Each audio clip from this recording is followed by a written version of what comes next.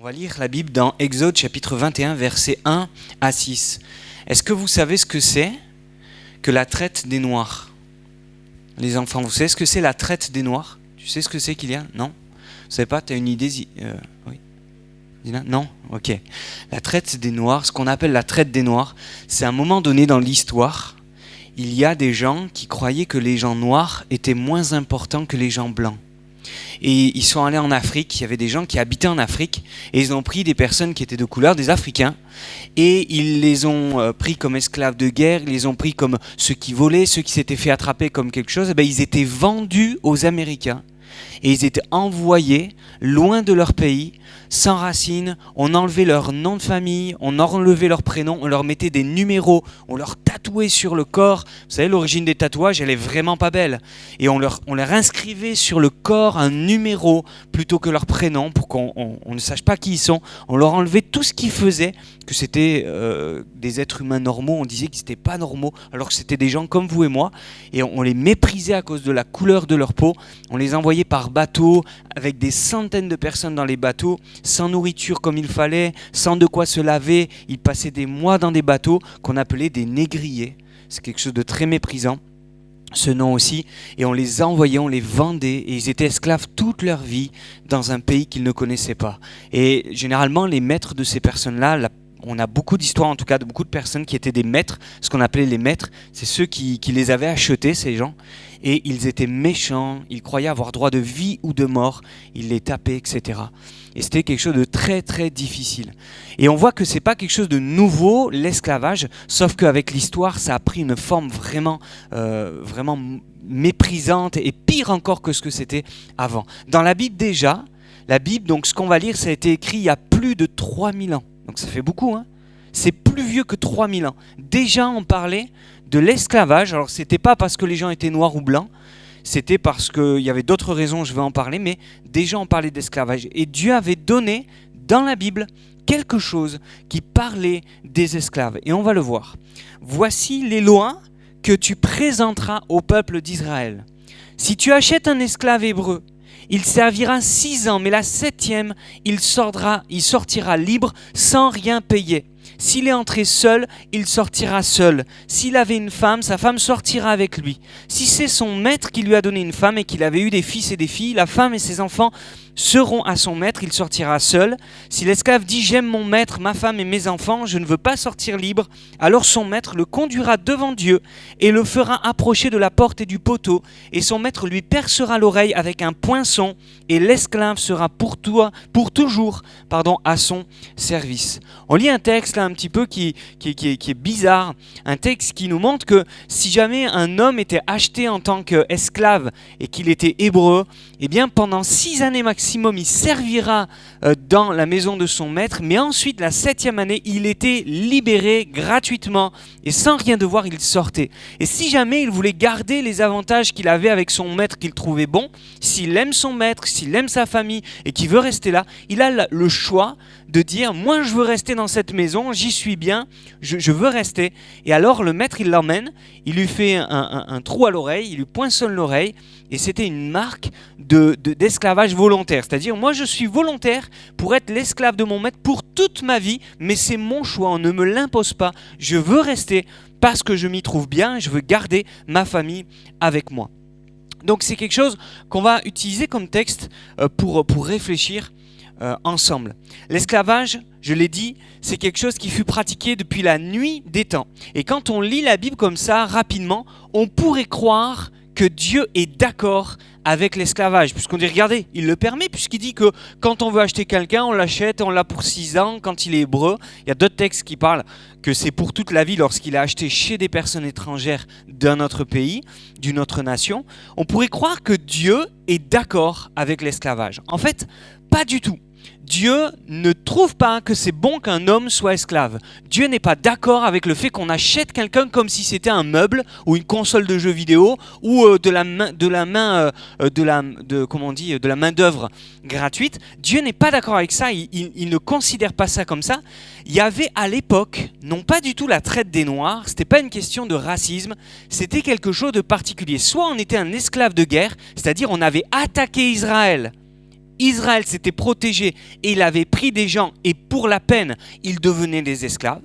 Soit c'était des gens qui avaient des dettes et du coup, ils payaient leurs dettes en se vendant eux-mêmes pour être des serviteurs. Et c'était un moyen de payer une dette, ou alors ils n'avaient pas de quoi manger, ils étaient tellement pauvres qu'ils disaient il vaut mieux être le serviteur et l'esclave d'un maître plutôt que de mourir de faim. Donc ça c'est complètement différent, c'est pas qu'on est noir ou blanc, rien à voir avec la race. C'était une manière de pouvoir survivre. On n'avait plus d'argent, on était dans les dettes, dans la famine, et on se vendait à quelqu'un de riche pour pouvoir être gardé en vie et avoir de quoi manger. Donc déjà, attention au contexte.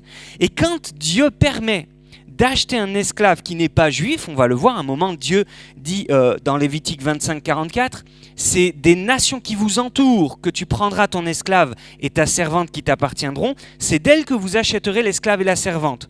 On dirait dans ce texte que Dieu est d'accord avec l'esclavage. Là, je parle aux grands aussi. Pas du tout. Dieu il est en train de dire, vaut mieux que ce soit un esclave des Juifs ou des Hébreux, plutôt qu'un esclave dans son pays. Pourquoi ? Parce que dans la loi de Moïse, Dieu donne des droits aux esclaves. Et quand Dieu permet à des Juifs ou à des Hébreux d'acheter des esclaves dans des pays étrangers, c'est pas parce que ces gens valent moins. C'est parce qu'au moins dans le pays de Dieu, il y a des droits pour les esclaves. Par exemple, on n'a pas le droit de taper un homme. Et s'il meurt, le maître est puni pour avoir tapé un esclave à mort. Si jamais il lui casse une dent, l'esclave il est libre. Si jamais il lui crée une blessure, j'ai dit quoi ? Un œil, par exemple, il le tape et il lui arrive un problème à l'œil, l'esclave est libre.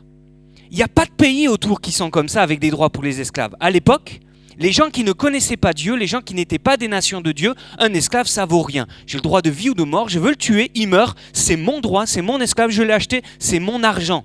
Vous comprenez ? Ça, c'était la mentalité des gens autour d'Israël. Et Dieu dit, tu as le droit de les racheter. Et moi, je te dis que si tu achètes un homme comme esclave parce qu'il avait plus d'argent pour survivre et qu'il s'est vendu, tu l'achètes, mais tu n'as pas le droit de le taper. Tu n'as pas le droit de le maltraiter. Oui, il va travailler dur, mais tu n'as pas le droit de s'en prendre à sa vie. C'est un être humain. Voilà pourquoi Dieu a autorisé l'achat d'esclaves, pas parce que Dieu est d'accord avec ça, et Dieu aime qu'il y ait des esclaves et des maîtres, mais parce que Dieu savait que si un Hébreu rachetait quelqu'un, il aurait une meilleure situation que s'il était dans son pays où il pouvait mourir, où la femme pouvait être piquée, les enfants volés, sans droit, sans rien du tout. Et si c'était un Hébreu qui devenait un esclave, il était libre tous les 7 ans. Et il pouvait même être libéré, il y avait des droits encore plus grands, parce qu'il faisait partie du peuple d'Israël. Et ça, c'est important de comprendre, Dieu n'est pas d'accord avec l'esclavage, contrairement aux Américains ou à d'autres endroits, les Belges, les Français, les Anglais, qui ont eu des esclaves pendant des années, en disant, oui, Dieu est d'accord, regardez dans la Bible, il y a même des autorisations pour acheter des esclaves. Non. Dieu, il n'est pas en train de dire c'est bien d'acheter des esclaves, ou c'est bien qu'il y ait des maîtres et des esclaves, il y a des gens mieux que d'autres. Dieu disait, si tu veux acheter quelqu'un pour le sortir de là où il est, ok, mais il a des droits. Et tu ne touches pas à sa femme, tu ne touches pas à sa vie, tu ne lui fais pas de mal. D'accord ? C'est bon ? Jusque-là ? J'essaie d'être suffisamment compréhensible pour les petits, mais aussi pour nous adultes. Est-ce que vous savez quel est le dernier pays des États-Unis qui a accepté l'abolition de l'esclavage ? Dernier État. Le Mississippi. Quelle année ? 1900 ? Mais moi je vous dis 2013. Choquant ? 2013. 2013 pour accepter l'abolition de l'esclavage. On croit que c'est une autre époque. Mais même légalement, dans les textes de loi, le Mississippi a attendu 2013 pour dire oui, c'est bon, on arrête l'esclavage. Et il a fallu un film de Spielberg. La honte. Le film Lincoln. Vous comprenez ? C'est un texte, c'est quelque chose d'actualité. Et il nous faut, nous aussi, dans notre mentalité, ne pas rester avec cette pensée. Tu es noir, tu vaux rien. Je suis blanc, je suis ton maître. Bon, ça, c'est les grands stéréotypes. Ça peut être à l'inverse. Et ça peut être dans toutes les formes de société. Parce que tu es né dans le sud de la France, tu es moins important que dans le nord, on pourrait avoir toutes sortes de choses. Parce que la personne est arabe ou musulmane, eh bien elle vaut moins qu'un chrétien et qu'un français, etc. Attention au racisme. Dieu n'est pas pour le racisme. Il y a des textes où il est écrit « Tu ne porteras pas atteinte aux droits de l'étranger ». et de l'orphelin. Tu ne prendras pas en gage le vêtement de la veuve. Il y a des droits, il y a des protections pour les gens fragiles, pour les gens vulnérables, pour les étrangers, pour les veuves, pour les orphelins. Toute personne qui arriverait un petit peu en situation où on pourrait avoir autorité sur lui et dire « je vaux plus que toi. Donc tu dois être mon serviteur. » Non, non, non, non, on ne te doit rien. Et si la personne elle est affamée et qu'elle se vend pour être à ton service, respecte-la. C'est un être humain. D'accord ? Si elle te sert, tant mieux, écoute, elle a du travail, mais ne te permets pas n'importe quoi. Parce que souviens-toi, Israël, que toi aussi, tu étais esclave en Égypte. On va y revenir. Pourquoi je parle de ça ce soir ? Pour nous rappeler que dans le monde, il y a au moins, et on va parler de deux grands maîtres, qui agissent aujourd'hui dans le monde. Et on va voir que cette histoire de l'esclavage, ça nous concerne tous. Tous les êtres humains, les enfants, les adultes, même les chrétiens sont concernés par l'esclavage. Le premier maître dont je vais parler, c'est un maître qui est terrible. Est-ce que vous savez quel est le maître le plus terrible de toute la terre ? Pardon ? Satan, ok. Il a un autre nom et il utilise quelque chose ? Oui. Lucifer, ok, c'est la même personne, c'est pas de lui que je vais parler. La Bible dit nous sommes esclaves du péché. Le péché est un mauvais maître. Le maître le plus terrible. La Bible dit que quiconque pêche est esclave du péché. Siméon, touche pas à la caméra s'il te plaît, merci. Le péché est un maître terrible. Ça vous est arrivé de ne pas vouloir faire une bêtise et de la faire ? Non ? Non, Zina, jamais. Est-ce que ça vous est arrivé ? Hein ? Félix, ça t'est arrivé de savoir que quelque chose n'est pas bien et de le faire quand même ? Ben oui, ça nous est arrivé. Et si ça vous est pas encore arrivé, je prie que ça dure longtemps, mais j'ai peur que ça risque d'arriver un jour. Et si ça vous arrive, ne vous sentez pas si anormal, si différent, on est tous soumis. Dans le monde, il y a un maître dur qui est là et qui veut nous rendre esclaves. Un esclave, c'est quoi ? C'est quelqu'un qui est soumis, qui est obligé de faire ce qu'un maître lui dit. Et le péché, c'est un maître terrible. Jésus a dit ceci. En vérité, je vous le dis, Jésus leur répliqua Jésus. Quiconque se livre au péché est esclave du péché. Jean, chapitre 8, verset 34. Tu es esclave du péché quand tu pêches et que tu ne veux pas faire cette bêtise, mais que tu la fais quand même. Et généralement, plus on grandit et plus c'est pire. Parce qu'au début, quand on est enfant, on est innocent. On fait des choses et on a honte d'avoir cassé une assiette, comme j'en ai parlé la dernière fois. Mais quand on est grand, à force de commettre le péché, à force de faire des bêtises, eh bien ça devient de moins en moins grave pour nous. La première fois que je mens, je rougis, j'en peux plus, j'ai envie de me cacher, j'ai peur que tout le monde le découvre. Et puis si je continue à mentir, finalement j'en ai plus honte et je deviens un esclave conquis. Et Jésus va dire, celui qui pêche et qui se livre au péché, il est esclave du péché. À chaque fois que tu mens, que tu triches, que tu désobéis à Dieu, ou à tes parents, à quelqu'un à qui tu devrais obéissance normalement, à chaque fois, tu te livres un peu plus comme esclave au péché et le péché devient un petit peu plus ton maître. C'est pour ça qu'à chaque fois que tu as le choix de ne pas faire ce péché, choisis de ne pas pécher pour être un homme libre, une femme libre. La Bible déclare que la vérité de la Bible nous affranchit, nous rend libres. Libre de quoi ? De faire ce qu'on veut ? Certainement, mais justement, ce qu'on veut de bien. Libre de ne pas obéir au péché qui est là pour nous tenter et au diable qui veut nous plonger dedans. Quelques-uns peut-être parmi nous pourraient dire ça, mais moi je suis esclave de personne. Et si on est tous devenus des esclaves du péché, c'est vrai ou pas Raymond ? Tu es d'accord avec moi ? Personne ne peut dire ici, non, j'ai jamais péché, moi, j'ai jamais été esclave du péché. La vie fait que, au fur et à mesure, si ce n'est pas Jésus qui règne dans notre vie, eh bien le péché, il prend sa place petit à petit. Est-ce que vous avez compris que vous êtes pécheurs ? Est-ce qu'on a compris qu'on est des pécheurs ? Et si on est des pécheurs, Jésus déclare, on a comme position d'être esclave du péché. Dans Romains, l'apôtre Paul dit ceci, « Ne savez-vous pas qu'en vous livrant à quelqu'un comme esclave pour lui obéir, vous êtes esclave de celui à qui vous obéissez, soit du péché qui conduit à la mort, soit de l'obéissance qui conduit à la justice. On est tous, on l'a vu, esclaves du péché. Mais il y a quelqu'un d'autre qui veut nous racheter et qui nous dit « J'ai payé le prix pour faire de vous quelqu'un de libre. » Jésus est venu et il a dit « Je vais payer pour le péché du monde et pour le péché de chacun d'entre nous. » Et il a payé cher. Vous savez que le prix qu'on a coûté à Jésus, c'est très très cher. On lui a coûté sa vie. Il a versé tout son sang sur la croix pour donner sa vie et que nous puissions avoir la nôtre qui est sauvée. Et le Seigneur Jésus a payé tellement cher. Et on se retrouve comme l'esclave de ce texte dans Exode chapitre 21, versets 1 à 6. Qui au bout d'un moment, il se retrouve, il a le choix de sortir. Est-ce que tu veux rester chez ton maître ou est-ce que tu veux sortir? Et on l'a dit, on est tous esclaves du péché à la base. Et Jésus nous donne la possibilité d'être libérés, gratuitement, sans le mériter. Un peu comme les Juifs, le peuple hébreu en tout cas, qui est libéré d'Égypte et qui se retrouve enfin libre.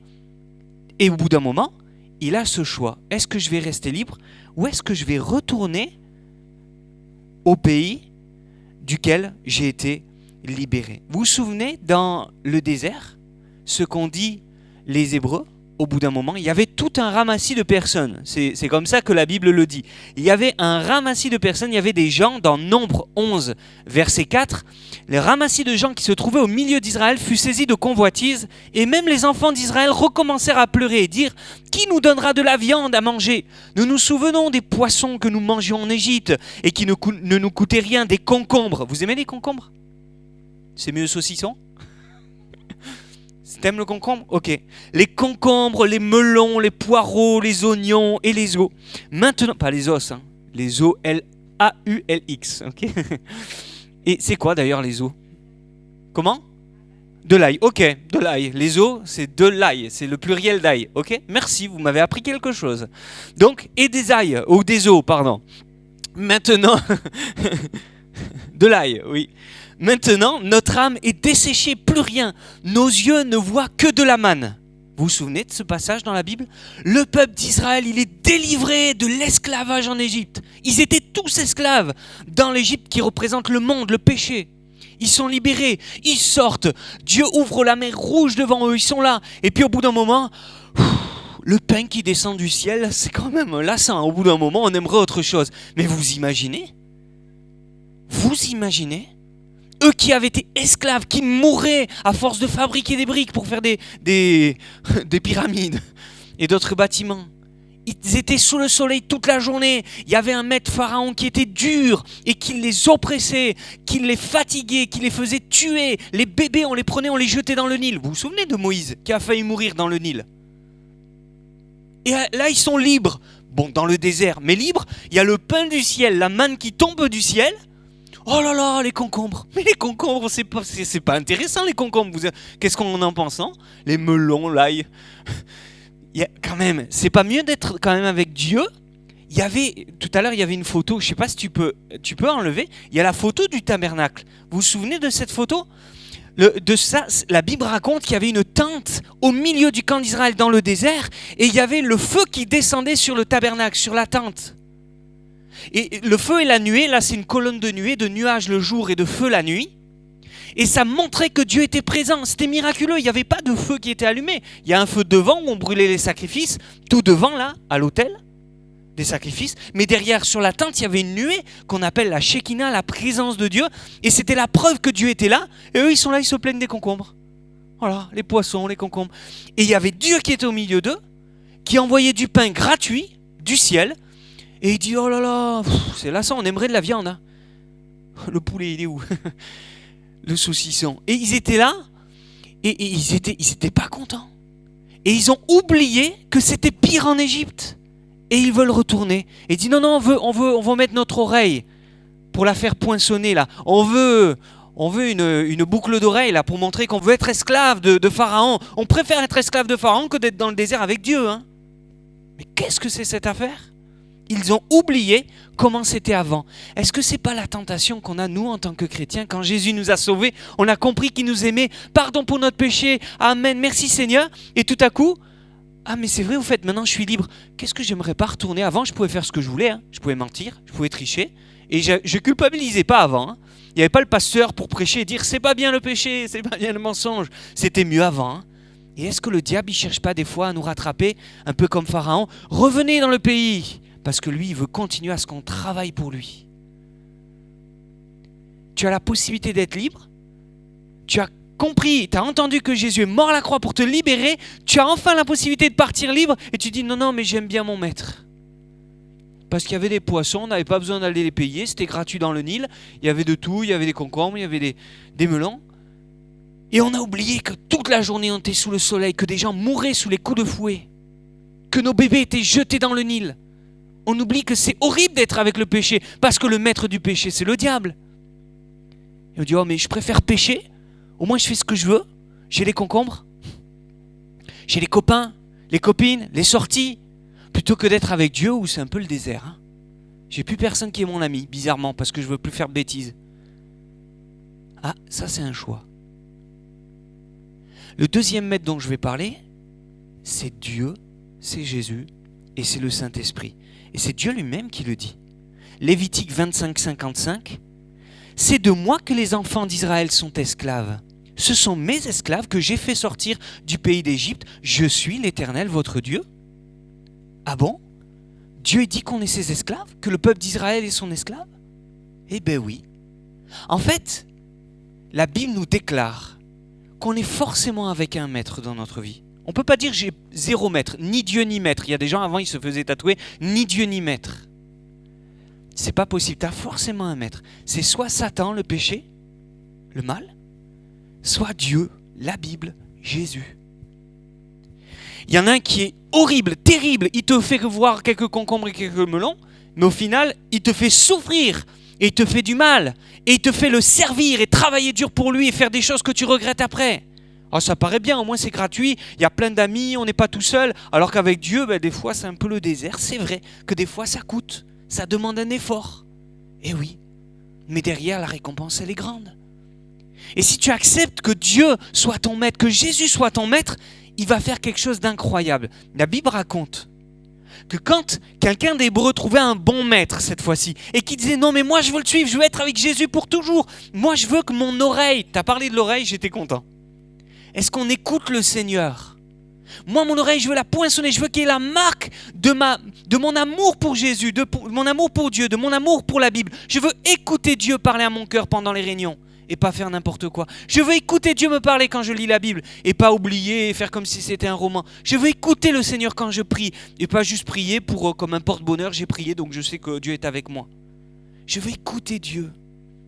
Je veux que mon oreille soit comme marquée avec quelque chose qui montre que je suis attentif à ce que Dieu dit. Et lui, c'est un bon maître. Et je veux rester dans sa maison, moi et ma famille. Et je sais qu'il m'emmènera loin. Et vous savez ce qui se passe quand c'était comme ça? L'esclave hébreu, il avait le poinçon, il avait la marque, il rentrait. Mais la Bible dit, tu ne le considéreras pas comme un esclave et lui donneras pas du travail d'esclave. Tu le considéreras comme un serviteur dans ta maison, un ouvrier. Et il aura le droit de prendre une femme, il aura le droit de prendre de tout. Tu ne lui donneras pas de travail trop dur. C'est écrit dans le Lévitique, dans les livres de la loi. C'est vrai que je ne l'ai pas renommé, je ne l'ai pas réécrit, je ne l'ai pas transcrit dans mes notes. Mais c'est écrit, vous pouvez le retrouver. Il est dit, tu ne seras pas dur envers ton frère, car c'est ton frère. Et toi aussi, tu as été esclave. Donc souviens-toi de cette situation. Et c'est Paul qui va dire dans 1 Corinthiens, l'esclave qui a été appelé dans le Seigneur est un affranchi de Jésus. Il est libre. Donc quand tu es esclave de Dieu et de Jésus, en fait, tu n'es pas comme un esclave qui doit supporter les caprices de ton maître. Tu es comme un libre du Seigneur. Un peu plus loin, Colossiens, Paul il va dire, il n'y a ni grec, ni juif, ni circoncis, ni incirconcis, ni barbare, ni scythe, ça on l'expliquera une autre fois, ni esclave, ni libre, mais Christ est tout en tous. Ça veut dire quoi? Que quand tu es esclave de Jésus ou de Dieu, volontairement, que tu dis, moi je veux rester avec lui, je ne veux pas retourner avec l'autre maître, je veux être avec Jésus, volontairement. Pas parce que je le dois, sinon je vais en enfer, mais volontairement, parce que j'ai compris qu'il m'aimait. Jésus, Dieu te considère comme son fils. Tu n'es plus quelqu'un qui est un étranger dans sa maison, tu es devenu son enfant. Il n'y a plus ni esclave ni libre, on est tous de la même famille en Jésus-Christ. Et on est tous importants à ses yeux. Avec le péché, le diable, on est tous différents. Et il y en a qui sont au-dessus des autres, il faut humilier les autres pour s'élever aussi. Avec Jésus, tout le monde est au même niveau. On est enfant de Dieu, on est béni. Et à chacun, on a des tâches différentes, des rôles différents, mais on est tous égaux. Comme c'est normalement dans la République. Liberté, égalité, fraternité. Ça, c'est chrétien. Et il n'y a qu'en Jésus-Christ que c'est comme ça. C'est une utopie que de croire que ça peut être une réalité en dehors de Dieu, de Jésus et de la Bible.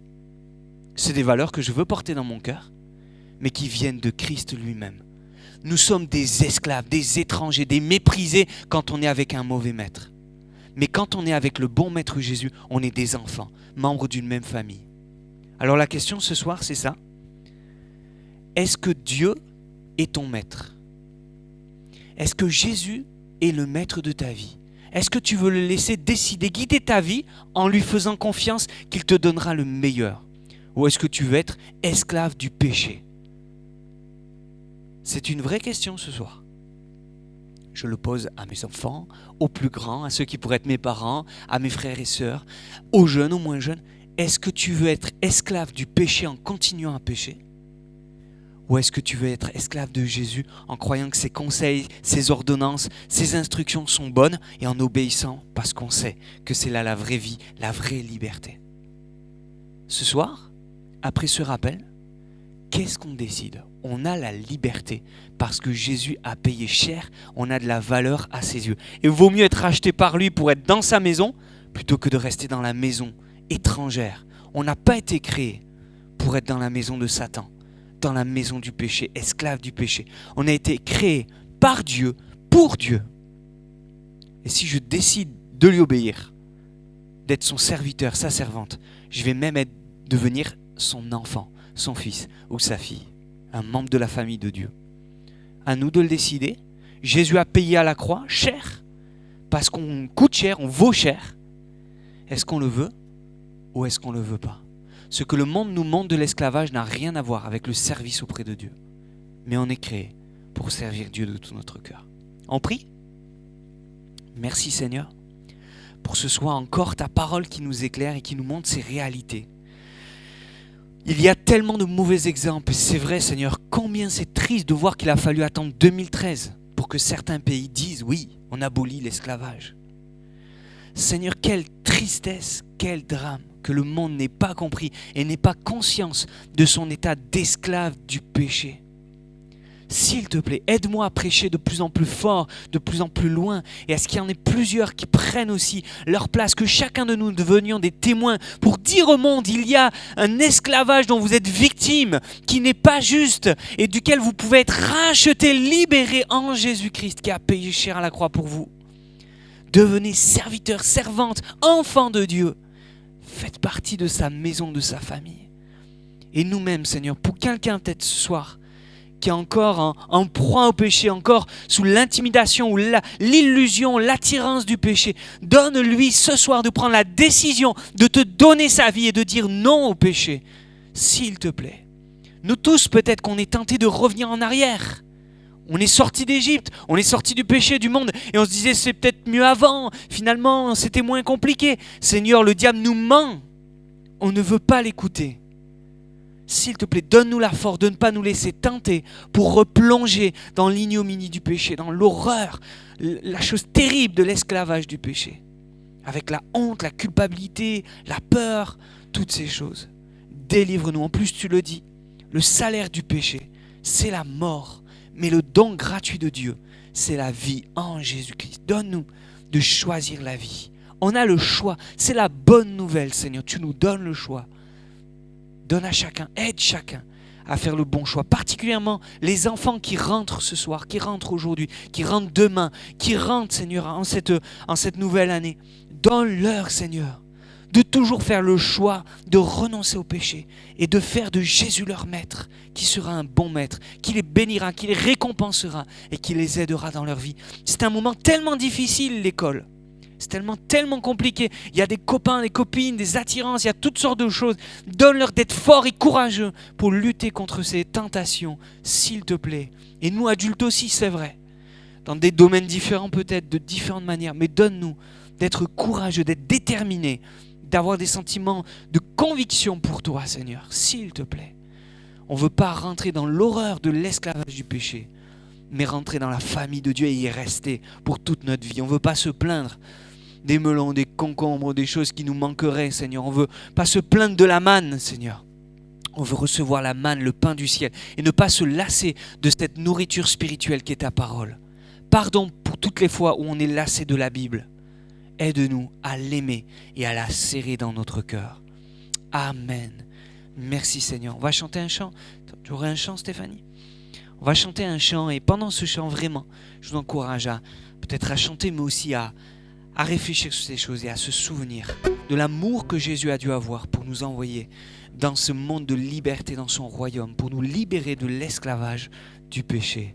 Ça a coûté cher, ça vaut le coup de continuer et de persévérer dans ces choses qu'il nous donne. Amen. Amen. Peut-être quelqu'un a besoin aussi qu'on prie pour lui, pour elle, parce qu'il se sent fragile et prêt à lâcher, à retomber face à la tentation du péché. Si quelqu'un veut qu'on prie pour lui ou pour elle, pour être fort et résister à la tentation, n'hésitez pas, approchez-vous aussi, on va prier ensemble et on fait confiance au Seigneur qui va nous donner le Saint-Esprit pour résister à toutes ces choses.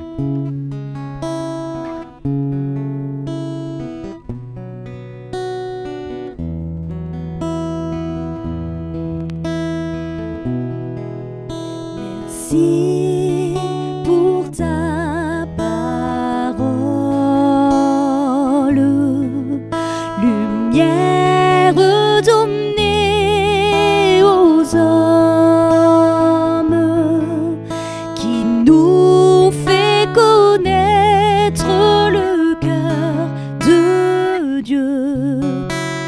J'aime ta parole,